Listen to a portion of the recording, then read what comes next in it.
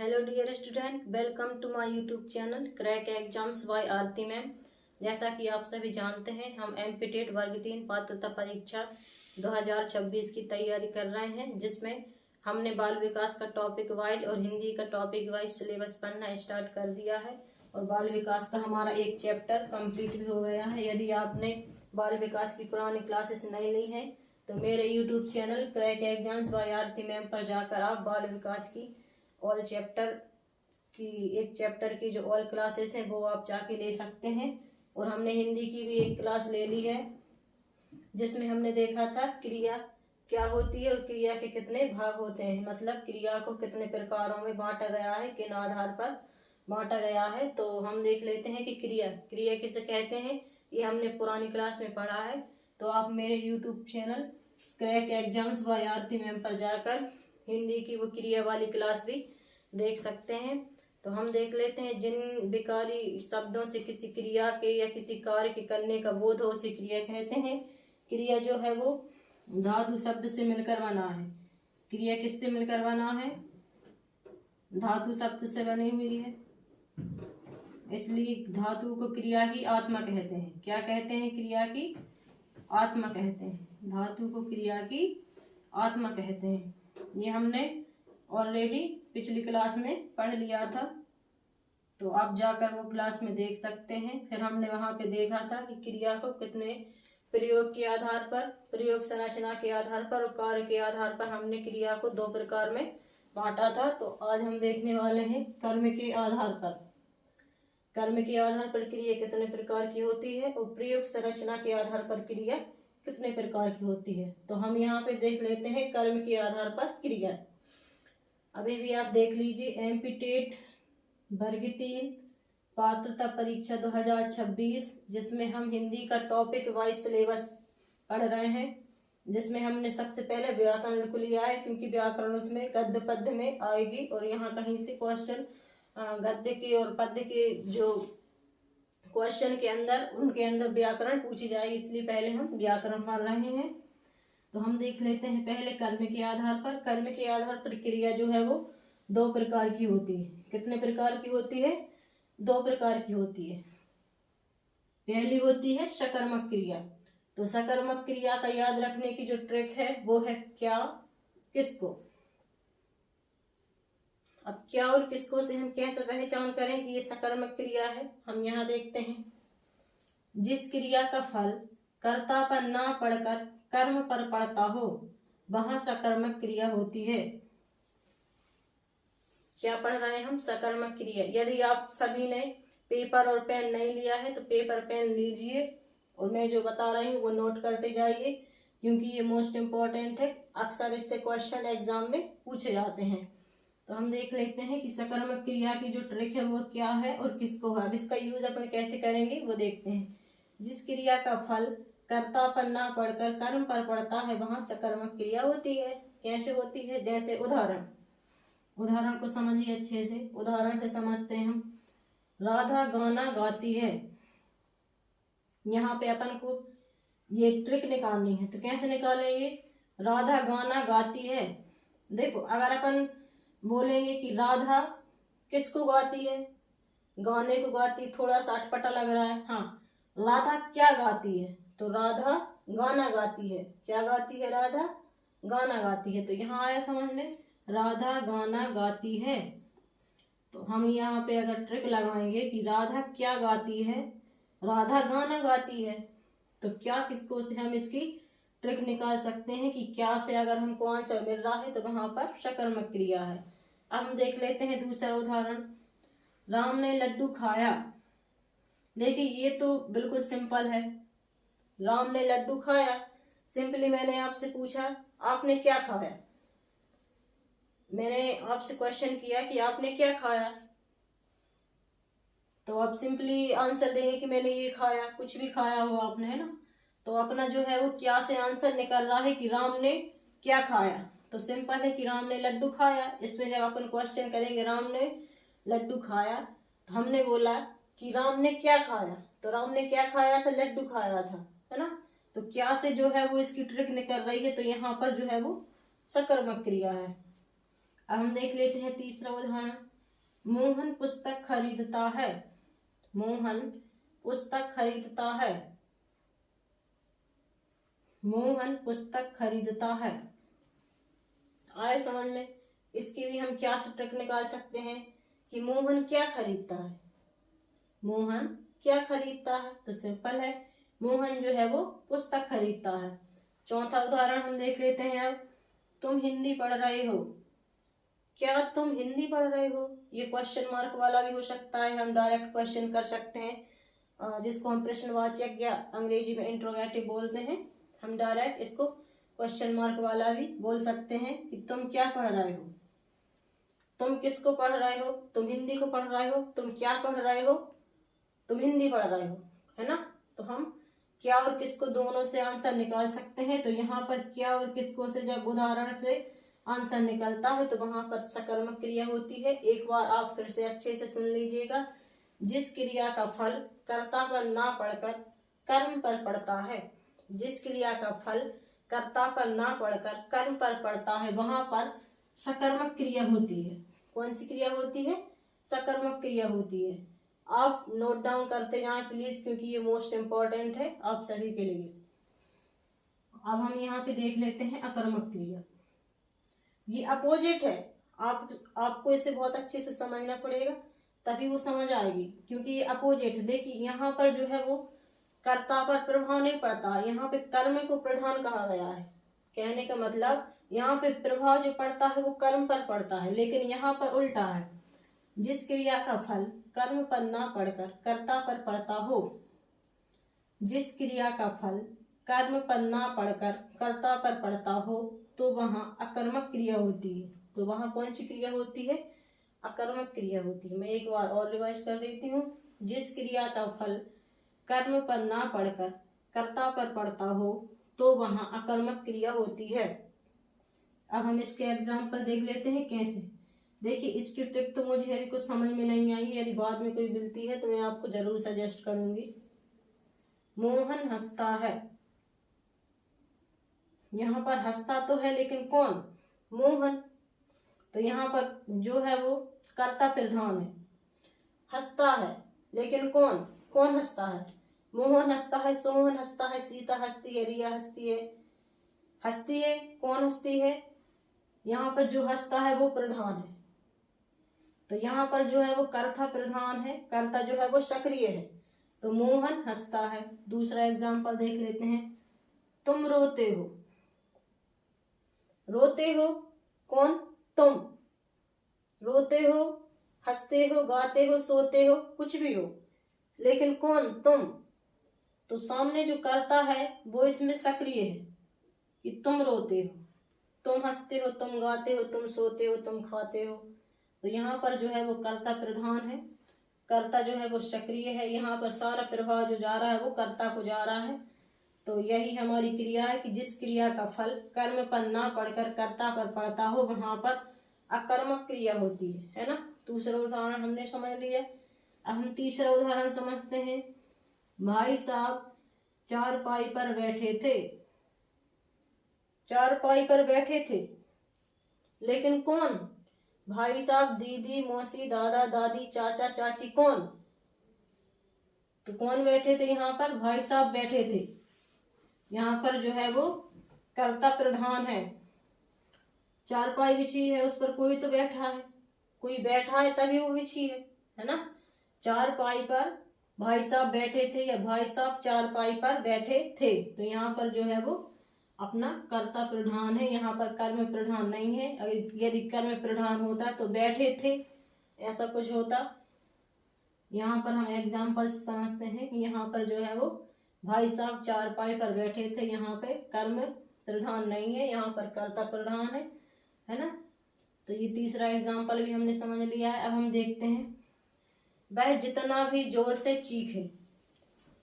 देखिए जितना भी जोर से चीखे, अब वह की जगह कुछ भी हो सकता है। वह लड़का हो सकता है, वह लड़की हो सकती है, वह कोई जानवर हो सकता है ना। वह जितना भी जोर से चीखे, तो कौन? वह सामने वाला जो कर्ता है, वह जो है वो जितना भी जोर से चीखे। यहाँ पर कर्ता को कहा गया है कर्ता। कर्ता जो है वो जितना भी जोर से चीखे, सॉरी, चीखे, है ना। तो यहाँ पर भी कर्ता के बारे में कहा गया है। तो यहाँ पर भी कर्ता जो है वो प्रधान है, कर्ता जो है वो सक्रिय है, इसलिए यहाँ पर कर्म पर प्रभाव न पड़कर कर्ता पर प्रभाव पड़ता है, इसलिए हम इसको अकर्मक क्रिया कहते हैं। एक बार फिर मैं रिपीट कर देती हूँ। जिस क्रिया का फल कर्म पर ना पड़कर कर्ता पर पड़ता हो तो वहाँ अकर्मक क्रिया होती है, जिसके एग्जाम्पल मैंने आपको बता दिए हैं। मोहन हंसता है, तुम रोते हो, भाई साहब चारपाई पर बैठे थे, वह जितना भी जोर से चीखे। ठीक है, ये हमने समझ लिया है अच्छे से। अब हम आ जाते हैं क्रिया के दूसरे प्रकार पर। देखो, हमने सबसे पहले क्रिया को समझा है कि क्रिया किसे कहते हैं, है ना। सिंपली हम समझा है कि क्रिया किसे कहते हैं। जिन विकारी शब्दों से किसी कार्य को करने का बोध हो उसे क्रिया कहते हैं, है ना। धातु को क्रिया की आत्मा कहते हैं। कभी कभी ये भी पूछ लिया जाता है, 1 नंबर का क्वेश्चन आता है कि धातु को क्रिया की क्या कहते हैं, आत्मा कहते हैं, है ना। आत्मा, हृदय, कुछ भी पूछ सकता है, एग्जामिनर है ना। तो हमने अभी कर्म के आधार पर देखा है क्रिया 2 प्रकार की होती है। क्रिया के जो मुख्य प्रकार है वो 2 हैं। एक है कर्म के आधार पर और दूसरा है प्रयोग संरचना के आधार पर। ठीक, अब कर्म के आधार पर हमने जो क्रिया पढ़ी है वो भी 2 प्रकार की होती है, इस चीज को आप ध्यान रखें। कर्म के आधार पर हमने जो क्रिया पढ़ी है वो भी 2 प्रकार की होती है, सकर्मक क्रिया और अकर्मक क्रिया। अब हम देखते हैं प्रयोग संरचना के आधार पर। प्रयोग संरचना के आधार पर क्रिया जो है वो 5 प्रकार की होती है। कितने प्रकार की होती है? 5 प्रकार की होती है ना। इस चीज को याद रखना है सभी को। यहाँ पे ये 2 प्रकार की होती है और कर्म संरचना के आधार पर ये प्रयोग संरचना के आधार पर ये 5 प्रकार की होती है। तो हम देख लेते हैं कि पहला प्रकार क्या है। सहायक क्रिया। मुख्य क्रिया के साथ प्रयोग होने वाली अन्य क्रिया जो मुख्य क्रिया के समय को निर्धारित करती है उसे सहायक क्रिया कहते हैं। मुख्य क्रिया के साथ प्रयोग होने वाली अन्य क्रिया जो मुख्य क्रिया के समय को निर्धारित करती है उसे सहायक क्रिया कहते हैं। देखिए, यहाँ पर सहायक क्रिया तो है लेकिन उसका मुख्य कार्य क्या है? समय को निर्धारित करना। अब समय क्या होता है? सुबह, शाम, दोपहर, रात, कोई भी समय हो उसको निर्धारित करती है तो वो सहायक क्रिया होती है ना। इसकी एक ट्रिक बहुत अच्छी यही है, ये समय को निर्धारित करती है। आपको कुछ ज्यादा रटने की जरूरत नहीं है, सिर्फ आपको ये समझना है कि सहायक क्रिया जो है वो समय को निर्धारित करती है। जैसे है, था, का, जैसे हमने ये तो हमने 10th 12th में ही पढ़ लिया है, फिर ना प्रेजेंट, फास्ट, फ्यूचर, तो यही समझ लीजिए आप। हम यहाँ पे उदाहरण देखते हैं। राम पढ़ता है, ठीक है, ये उसका कंटिन्यू का काम पढ़ता है। राम पढ़ता था, राम पढ़ता था, ये जो है वो पास्ट में चला गया है ना, समझ रहे हैं आप। राम पढ़ता है ये उसका कंटिन्यू का काम है या फिर प्रेजेंट का काम कहना चाहिए। ठीक, राम पढ़ता था ये पास्ट में चला गया कि पहले पढ़ता था, अब पढ़ता है कि नहीं ये किसी को नहीं पता, लेकिन पहले जो है वो पढ़ता था। राम पढ़ेगा, राम जो है वो पढ़ेगा, ना वो कल पढ़ता था है ना वो आज पढ़ रहा है, वो भविष्य में पढ़ेगा। तो यहाँ पर यही है वर्तमान, भूतकाल और भविष्यकाल। तो सहायक क्रिया जो है वो समय को निर्धारित करती है। तो यहाँ पे हमने उदाहरण से भी बहुत अच्छे से समझ में आ रहा है, एकदम क्लियरली दिख रहा है। राम पढ़ता है, राम पढ़ता था, राम पढ़ेगा। एक बार फिर से मैं रिपीट कर देती हूँ। प्रयोग संरचना के आधार पर क्रिया जो है वह 5 प्रकार की होती है, जिसमें पहला प्रकार है सहायक क्रिया। मुख्य क्रिया के साथ प्रयोग होने वाली अन्य क्रिया जो मुख्य क्रिया के समय को निर्धारित करती है उसे सहायक क्रिया कहते हैं। जैसे है, था, गा। अब हम उदाहरण देख लेते हैं। राम पढ़ता है, राम पढ़ता था, राम पढ़ेगा। ठीक, अब हमने उदाहरण भी समझ लिया है, ज्यादा टफ नहीं है, बहुत ज्यादा इजी है। सहायक क्रिया जो है वो क्रिया के समय को निर्धारित करती है, सिंपल। अब हम देख लेते हैं दूसरा प्रकार, इसमें है पूर्वकालिक क्रिया। क्या है? पूर्वकालिक क्रिया। तो हम यहाँ देखते हैं, जहाँ 2 क्रियाएं इस प्रकार हों कि जिसमें एक क्रिया खत्म होने के तुरंत बाद दूसरी क्रिया प्रारंभ हो जाए तो पहले संपन्न हुई क्रिया को पूर्वकालिक क्रिया कहते हैं। एक बार और सुन लीजिए ध्यान से और लिख लीजिएगा प्लीज। जहां दो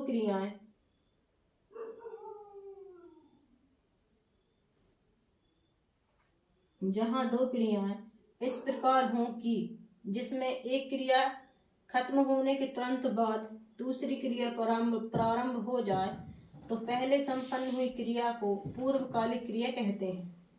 एक बार फिर से रिपीट कर देती हूँ, पूर्वकालिक क्रिया किसे कहते हैं? जहां दो क्रियाएं इस प्रकार हों कि जिसमें एक क्रिया खत्म होने के तुरंत बाद दूसरी क्रिया प्रारंभ हो जाए तो पहले संपन्न हुई क्रिया को पूर्वकालिक क्रिया कहते हैं।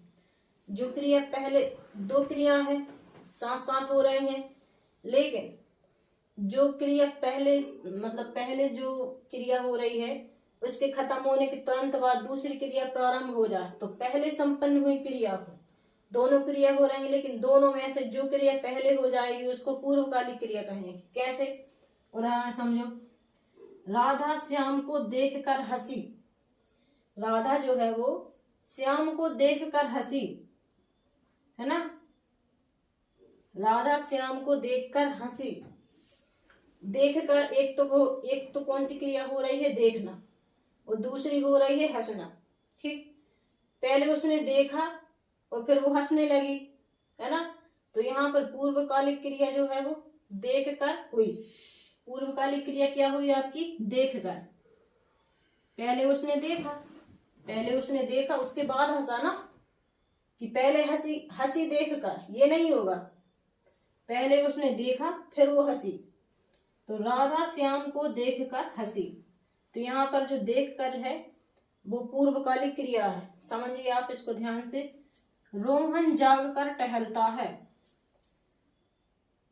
रोहन जागकर टहलता है। यदि हम इसको आगे पीछे भी करें, रोहन टहलता है जागकर, तो पहले जागेगा ना फिर टहलेगा, कि टहलते हुए जागेगा? ऐसा नहीं होगा। पहले वो जागेगा उसके बाद वो टहलेगा। तो इसमें भी जो है वो पूर्वकालिक क्रिया आपकी रहेगी जागकर। क्या रहेगी आपकी पूर्वकालिक क्रिया? जागकर। देखिए, प्रयोग संरचना के आधार पर क्रिया जो होती है वो 5 प्रकार की होती है ना? जिसमें हमने देखा है पहला प्रकार सहायक क्रिया। सहायक क्रिया जो होती है वो क्रिया के समय को निर्धारित करती है। ये सिंपल सी इसकी ट्रिक है। और दूसरी क्रिया जो है वो दो क्रियाएं साथ में होती हैं, और पहले जो क्रिया संपन्न होती है वो पूर्वकालिक क्रिया कहलाती है। कैसे? जहां दो क्रियाएं, एक बार और मैं परिभाषा रिपीट कर देती हूँ ताकि आप लोग अच्छे से क्लास में ही समझ लें, लेकिन फिर भी आप इसको नोट डाउन करते जाएं। सहायक क्रिया मुख्य क्रिया के साथ प्रयोग होने वाली अन्य क्रिया जो मुख्य क्रिया के समय को निर्धारित करती है उसे सहायक क्रिया कहते हैं। जैसे है, था, गा। उदाहरण, राम पढ़ता है, राम पढ़ता था, राम पढ़ेगा। फिर आ जाता है पूर्वकालिक क्रिया। जहां दो क्रियाएं इस प्रकार हों कि जिसमें एक क्रिया खत्म होने के तुरंत बाद दूसरी क्रिया प्रारंभ हो जाए तो पहले संपन्न हुई क्रिया को पूर्वकालिक क्रिया कहते हैं। तो हम यहाँ पे देख लेते हैं उदाहरण। राधा श्याम को देखकर हंसी। तो पहले राधा ने श्याम को देखा, उसके बाद वो हंसी। दूसरा उदाहरण, रोहन जाग कर टहलता है। तो पहले रोहन जो है वो नींद से जागेगा, उसके बाद वो टहलेगा, खाएगा, उसको जो करना है वो करेगा, लेकिन अपनी जो आंसर है, अपना जो आंसर वो है जाग कर, क्योंकि यहाँ पर है पूर्वकालिक क्रिया। तो आई होप आप समझ गए हो कि आज हमने क्या पढ़ा है। ठीक है, आज हमने क्रिया के प्रकार देखे थे, जिसमें हमने पहले देखा है कर्म के आधार पर क्रिया और दूसरा हमने देखा है प्रयोग संरचना के आधार पर क्रिया। तो कर्म के आधार पर जो क्रिया थी वो 2 प्रकार की थी, दोनों भी कंप्लीट हो गए हमारे, अकर्मक और सकर्मक। ठीक, अब हम यहाँ पे देख लेते हैं प्रयोग संरचना के आधार पर हमारी 5 प्रकार की क्रिया है, जिसमें सहायक क्रिया, पूर्वकालिक क्रिया और उसके बाद जो क्रिया है वो हम कल की वीडियो में पढ़ने वाले हैं। तो अभी तक आपने मेरे चैनल को सब्सक्राइब नहीं किया है तो सबसे पहले मेरे channel crack exams by Aarti ma'am को सब्सक्राइब कर लें, बेल आइकन को प्रेस कर दें ताकि कोई भी क्लास आप मिस ना कर सकें। और यदि आपने मेरी पुरानी क्लासेस नहीं देखी हैं तो चैनल पर जाकर आप मेरी बाल विकास की पुरानी क्लासेस देख सकते हैं। और कमेंट्स करके मुझे ज़रूर बताएं कि आपको पढ़ाना कैसा लगा और अच्छे से आप कैसे पढ़ना चाहते हैं।